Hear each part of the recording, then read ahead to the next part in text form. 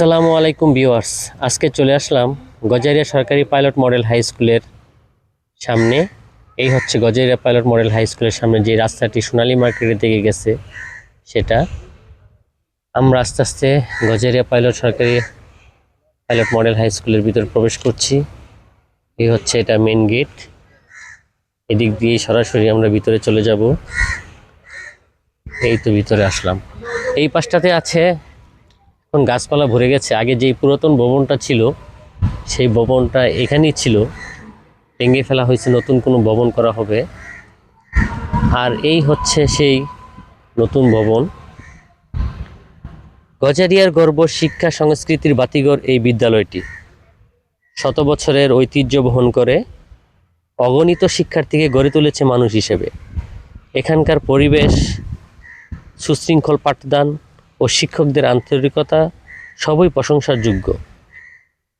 শুধু শিক্ষাই নয়, নৈতিকতা, শিষ্টাচার ও মানবিক গুণাবলী অর্জনের পথ দেখায় এই বিদ্যাপীঠ। গজারিয়ার বুকে এক উজ্জ্বল নক্ষত্র, গজারিয়া সরকারি পাইলট হাই স্কুল। এই হচ্ছে সেই মাঠ, এখানে আমাদের বাল্যকাল থেকে অনেক সময় কেটেছে। অনেক পুরনো একটা কড়ই গাছ। একসময় এই গাছটার নিচে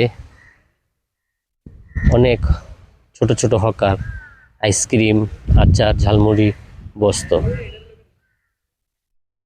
এটা হচ্ছে একটা ঐতিহ্যবাহী মাঠ। এখানে একসময় আবহানী মোহাম্মডানের ফুটবল খেলা হয়েছিল। ওই যে একটা বিল্ডিং দেখা যাচ্ছে নীল কালার, সেটা হচ্ছে ভুইয়া মার্কেট, সোনালী মার্কেটেরই একটা অংশ। এই বিদ্যালয়কে দেখলে একটা কেমন যেন অনুভূতি হয়।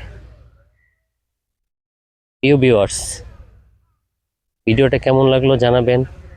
ভালো থাকবেন, সুস্থ থাকবেন এই কামনায়। আল্লাহ হাফেজ।